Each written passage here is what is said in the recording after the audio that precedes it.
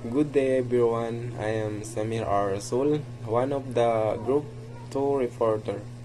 So for my part, i-explain ko po yung benefits of aerobic exercise.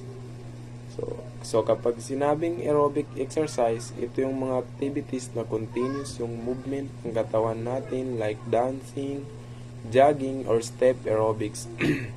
Excuse me. So, hindi lang po siya pang-exercise lang. Marami din siyang benefit sa katawan natin. First, aerobics exercise help burn calories and fat. Kapag gumagalaw tayo during exercise, our body uses energy kaya nasusunog yung calories at body fat. Because of this, nakakatulong siya sa weight loss at sa pag-maintain po ng healthy body weight. So, pangalawa, second, it improves cardiovascular health. Ibig sabihin nito, lumalakas yung heart natin kapag regular tayong nag-aerobic exercise.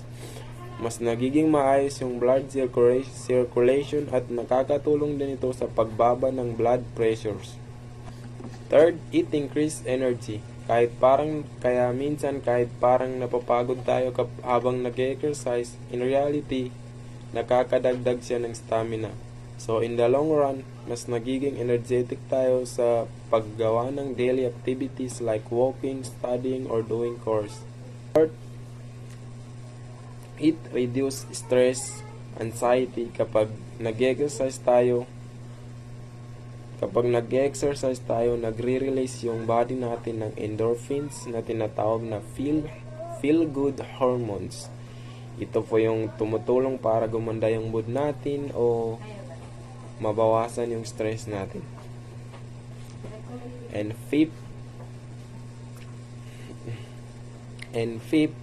it improve muscular strength.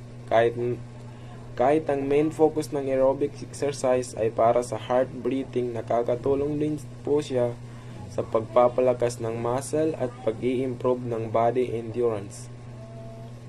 Hands flexibility. Maraming aerobic exercise ang may mga kasamang stretching, movement, kaya nakakatulong ito para mas gumanda yung flexibility ng katawan at mas maging flexible yung joints natin.